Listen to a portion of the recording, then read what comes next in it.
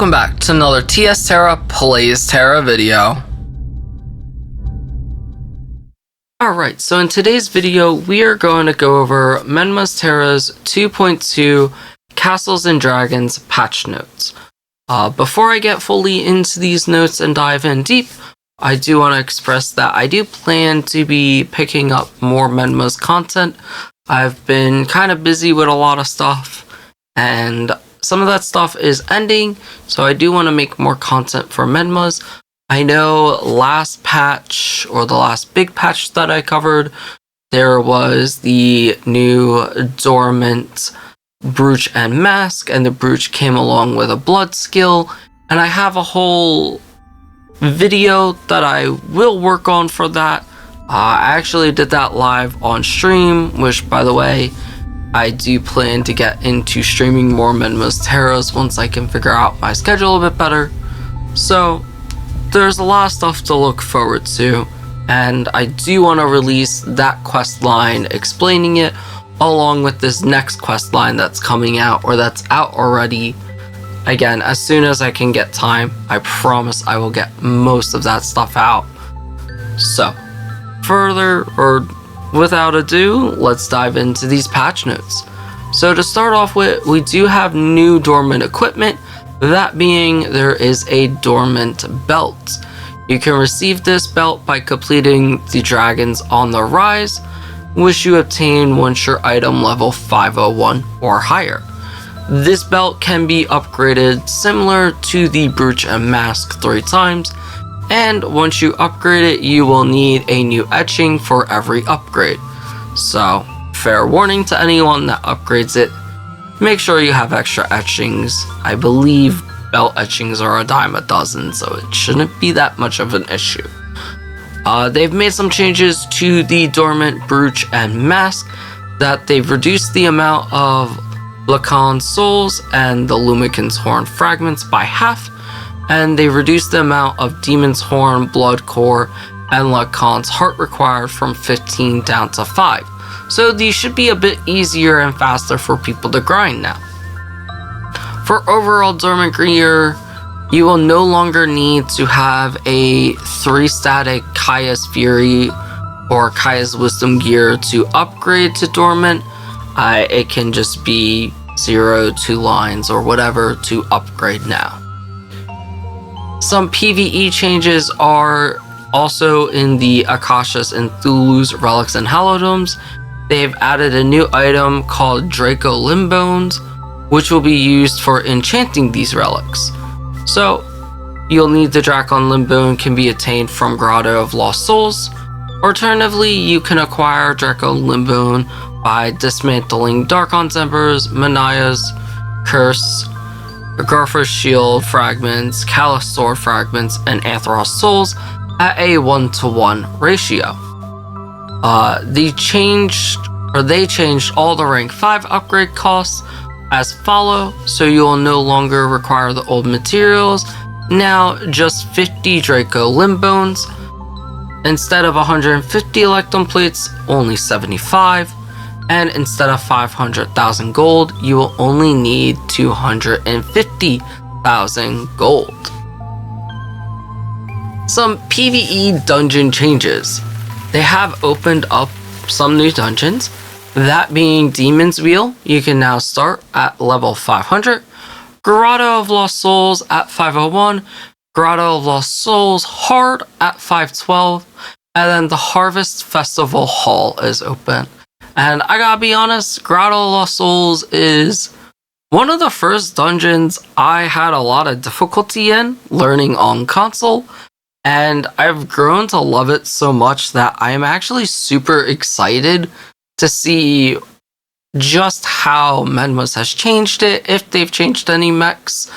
Again, Grotto gave me a lot of difficulties. It was one of the first dungeons besides AA that really challenged me. So I'm super excited to play another version of this dungeon because I've just really grown to love Grotto, and I'm happy to see that it's being added into Menma's. Dungeons that are getting closed on Menma's is AAHM along with the Plexus Hard. So very sad to see these dungeons go, but I guarantee you they will not be gone for long. I'm sure that these dungeons will come back and make a reappearance sometime in the future. Some changes to Velik Sanctuary Hard is that they've changed the entry teleporter, taking you to Lock-On after wiping. You will now start straight to Nightmare Lock-On's chambers, rather going through the garden and all that annoying stuff. Lock-On's bleed debuff now will correctly clear when you exit the dungeon before the boss properly resets. For Timescape, the 3 spheres before the first dragon, they've reduced the HP. Thank God, these spheres were so annoying and it just needed to happen. So I'm glad that the spheres should hopefully be, you know, easier to clear than all 3 bosses, because sometimes they're the worst. Mobs spawned by the 3 spheres also have had their HP and attack reduced. Again, I think that's really nice that they've done that, because honestly, that's probably the most annoying part of Timescape. So glad to see they're making that change. Leaderboards have obviously changed a bit, so the leaderboards for AAHM, Dark Reach Citadel, Shadow Sanctuary, and Plexus are no longer available. All leaderboard titles related to these dungeons have been removed. Grotto Lost Souls Hard is now going to be a leaderboard dungeon, and the titles for the ranking in Grotto Lost Souls Hard have been updated. First place is Stormbreaker, second and third is Lightning Rod, which I gotta say, I love Lightning Rod. We used to make jokes about people that we ran with who were, you know, good old lightning rods that would get us stunned. So that's a cute title. I like it. Some miscellaneous changes. This being they removed Darkon's Embers from Velik Sanctuary Hard and Dreadspire. They've increased the drop rates of Dreadspire. Increased drop rates 5% to 20%. Velik Sanctuary Hard, they've increased weapon and armor design drop rate from 5 to 10%. Grotto Lost Souls Hard, they've increased the glove, boot, and armor design drop rate from 5 to 10%.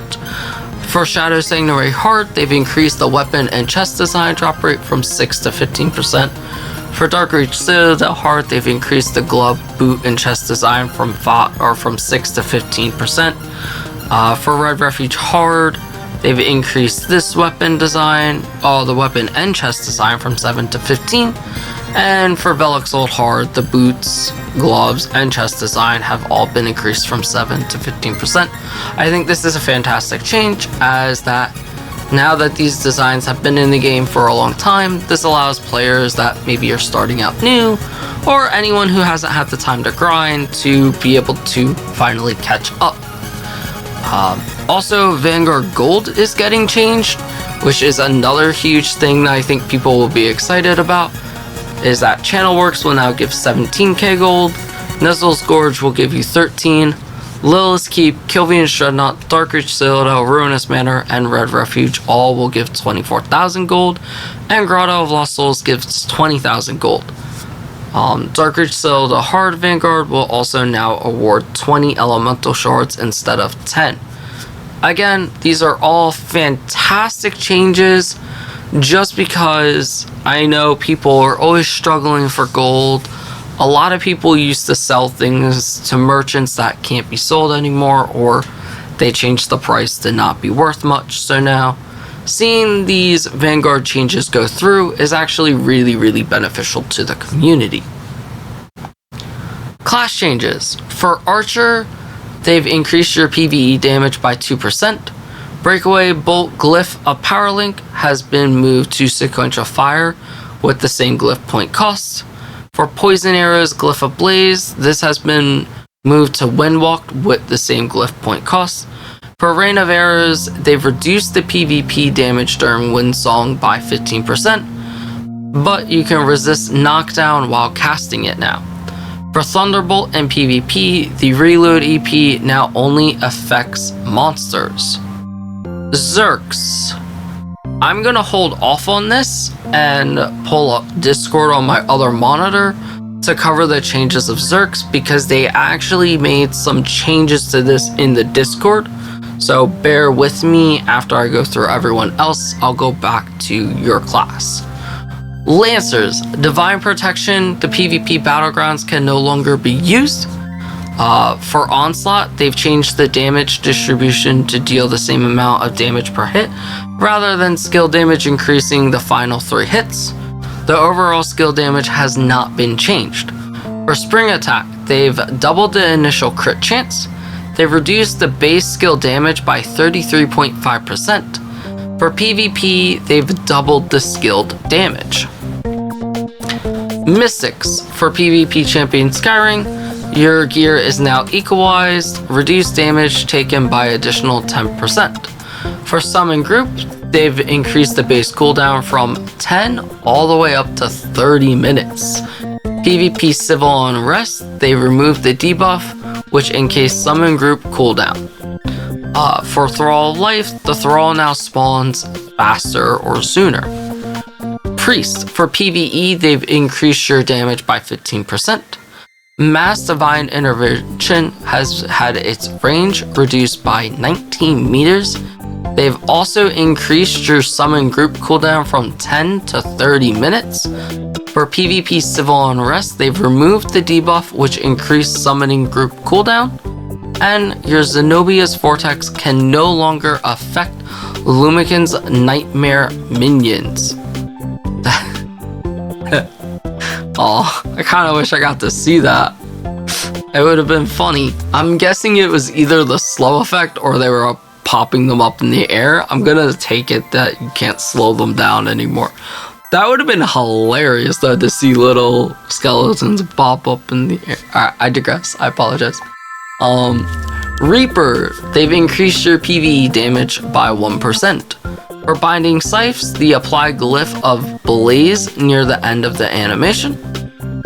Shadow Burst, they've increased the initial crit chance by 10%. And for Shadow Reaping, Quick Shadow Reaping now stacks, provides 30% attack speed, and Quick Shadow Reaping now only stacks once. Slayer, they've increased your PvE damage by 1%. PvP Champion Skyring Equalized Gear no longer provides the 7.2 cooldown reduction. For Fury Strike, you can no longer scales on the inverse of your HP, now dealing the maximized damage. They've increased the initial crit rate against monsters by 50%. For PvP, they've reduced your damage by 65%. For ICB, they've added the Apex Urgency visual effect when active. For Overhand Strike, they've increased the initial crit chance against monsters during ICB by 25%. They've reduced the base cooldown from 4 to 3.5 seconds. Sorcerers, they've now changed the effect range of Nova from 13 to 15.2 meters.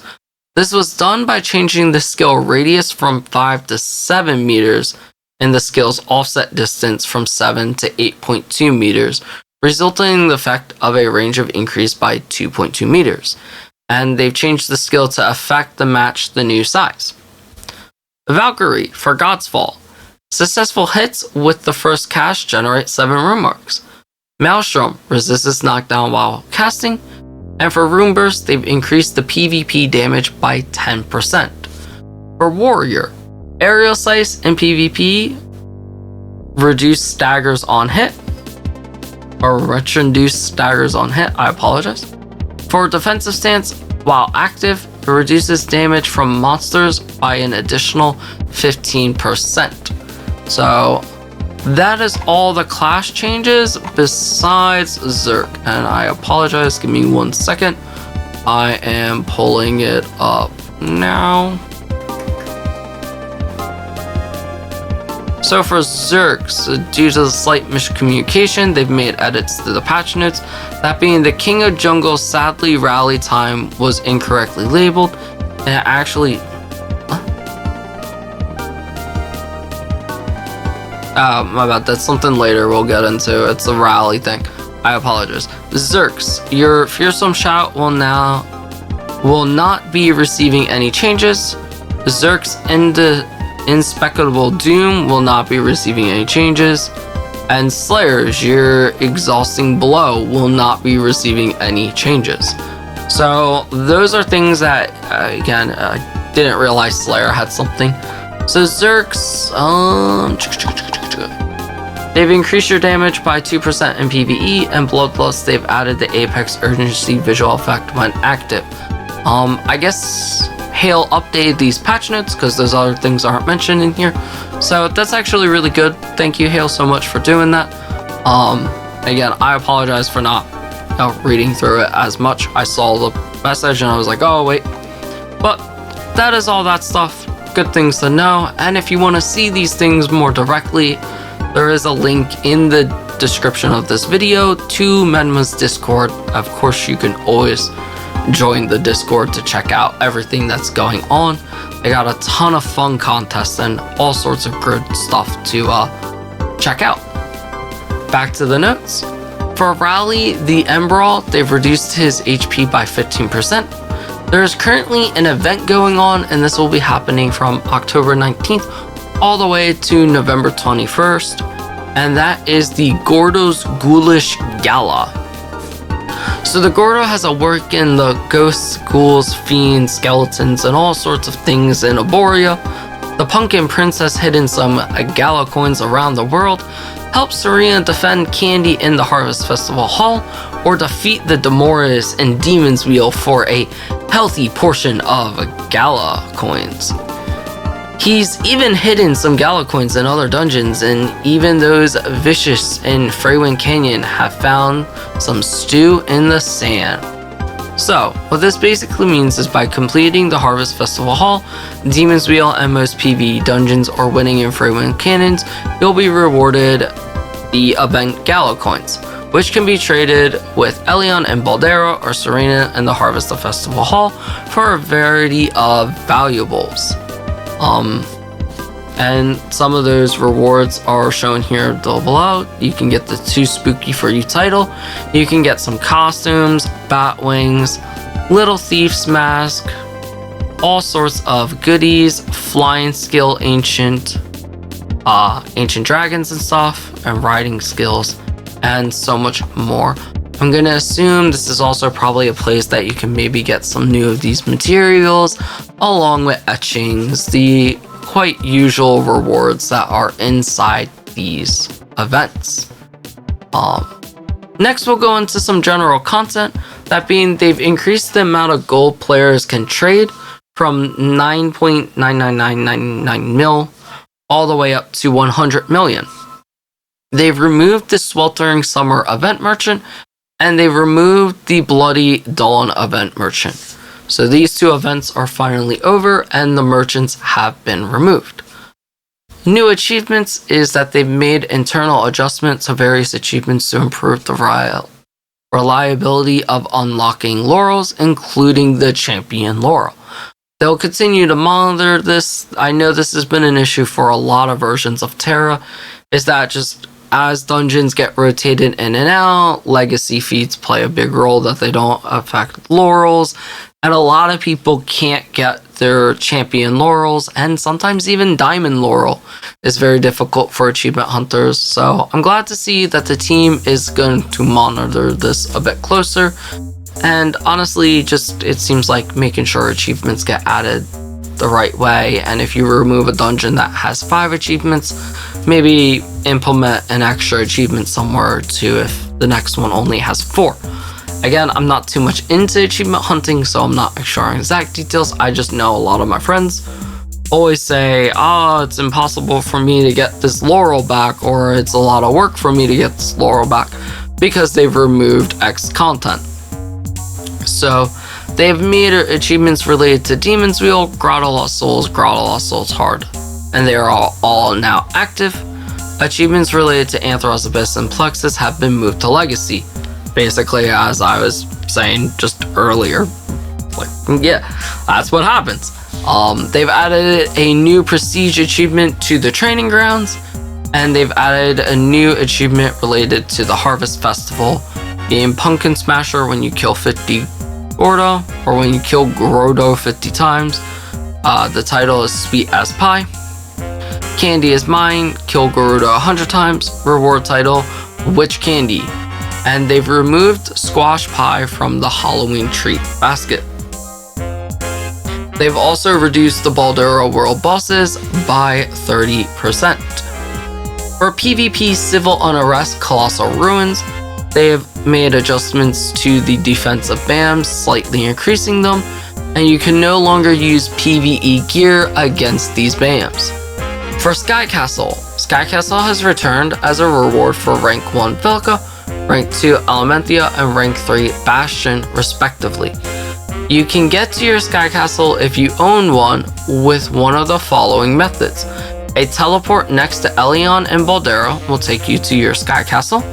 If you own the Velka Sky Castle, you can take the Velka Pegasus. If you own the Elementia Sky Castle, you can now take Elementia's Pegasus.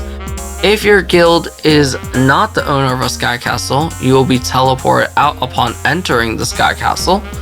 And within your Sky Castle will be a daily quest for Freywind's Canyon. You can start and complete this quest on all characters in a guild that owns a Sky Castle. So I'm really glad to see Sky Castles are being added. This is something I have no experience with, but I know as far as console, we've been saying it would be really cool if they could implement some of this unique PvP stuff that we've never experienced, because I know it adds a whole new world and atmosphere to the game. So I'm glad to see Menma's is taking advantage of this kind of content. There are reward changes, and that is for completing Civil Unrest as followed. Rank 1, you get the Villain Sky Castle, 40 Sky Coins, Demon's Wing Skill for 7 days, 15,000 Astrum Coin, 8 Dawn and 8 Dust Boxes, 1 Regal Guild Supplies, and a Velka Sky Castle. For rank 2, you get the Elementia Sky Castle, 25 Sky Coins, 6,500 Astrum Coins, 5 Dawn and 5 Dust Boxes, as well as 1 Princely Guild Supplies. And for rank 3, you get the Bastion Sky Castle, 20 Sky Coins, along with the usual 4,500 Astrum Coin, 5 Dawn, 5 Dust Boxes, and 1 Bronconal Guild Supplies. Next we'll cover PvP Sunday Rally King of the Jungle. A new monster grows furious and lingers within the pre-Civil Unrest at 1625 UTC, and the following rewards are as so. For rank 1, 15 Sky Coin, 3,500 Astrum Coin, 3 Dawn and Dusk Boxes. For rank 2, 10 Sky Coin, 2,500 Astrum Coin, 2 Dawn and 2 Dust Boxes. For rank 3, 5 Sky Coin, 2,000 coin of the Astrum Coin, 1 of each Dawn and Dust Box. Next, let's get into PvP Battleground changes. The Battleground season now lasts for 31 days, ending on Sunday 10 PM UTC. This will be reverted back to 14 days after the Freywind's Canyon competition is over. The order in which Battlegrounds appear in the Battleground menu have been changed. The Open Battlegrounds. The Call of War can be heard at the following Battlegrounds, being Freywind's Canyon. Closed Battlegrounds, the following Battleground goes silently, and that is Crosshair Stronghold. So, for Freywind's Canyon, the Battleground uses Equalized Gear. You can queue as a pre-made of up to 5 people. It will require 3 healers and 2 tanks per team.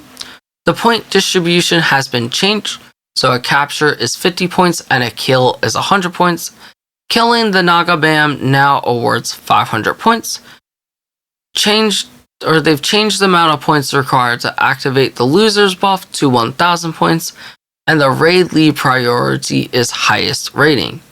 BAM HP has been adjusted to match the current meta. For Championing Skyring, they've removed the Hazmat Pet Box from the Vanguard remove, and for Shorehold, they've removed the Zolan Pet Box from the Vanguard reward. For more PvP content changes, they've added a new item, that being Skycoin, which you've heard me mention earlier in this video, which can be obtained from Civil Unrest and the Rally King of the Jungle, which takes place during pre-CU. You can spend Sky Coin with exclusive NPC within the Sky Castle. The deprecate reputation, meaning merchants which use all reputation that is not needed, has been removed from the Velica Outskirts Hall. This just means any reputation that's kind of getting outdated is now getting removed. The Kaya Sword reputation. If removed materials from the Kaya Sword reputation shop, you can now purchase Ellipse Coin instead, which can then be traded to the NPC next to Kaya, or the Tribute NPC in the Sky Castle with a discounted shop. You can now bank the item, providing Kaya Sword reputation points for Champion Skyring. For the Rally Enraged Kumas, they've adjusted the spawn time to 9 PM UTC. It will no longer spawn on Wednesdays. They've slightly increased the Ashram Coin reward, and they've doubled the amount of Dawn and Dusk boxes from the reward. Already existing reward box will not be updated. For the Rally Enraged Tantabus, they've slightly increased the Ashram Coin rewarded, and they doubled the amount of Dawn and Dusk boxes from the reward. Again, if you already own boxes, these old boxes will not be updated. Lastly, let's get into some overall miscellaneous and bug fixes. They've adjusted the odds of material from Dawn and Dusk boxes. They've hid all removed dungeon reputation, including NPCs. The Murderous Intent potion is now bankable and cannot be discarded. You can now have multiple Murderous Intent potions in your inventory at once. Pet buffs now apply instantly. Savage Drought cooldown has been reduced to 1 minute. Smile Crackers can now be used inside of Champion Skyring, Gridiron, Freywind, and Shorehold. The Training Grounds, Divine Charge, and Thunderstrike buffs now generate 2000 mana per second for the entire duration. Velica, Elementia, and Bastion now only have one channel. They have adjusted certain pet sizes. They have corrected Mystic's Aruna's Tears Moat glyph to reflect the reduced healing as of last patch. They fixed Kaya's voice in the Velica Outskirts Hall. They fixed a bug which caused Valkyrie's God's Fall to not show damage numbers on its second cast. And they fixed an issue which caused some UI elements to load abnormally.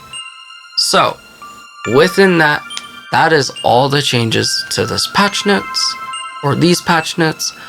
If you've enjoyed being able to just sit down and hear these patch notes, go ahead and hit the like button on this video.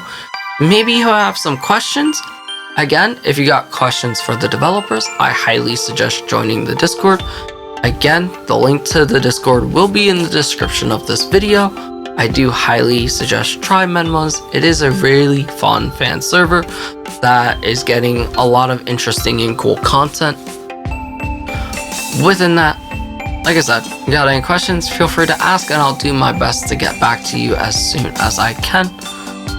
And as always, if you're new to the channel and you enjoy this content, you enjoy Tera content in general, maybe you just enjoy MMOs, and you're not subscribed, please consider doing so, as I greatly appreciate it and it'll help me out.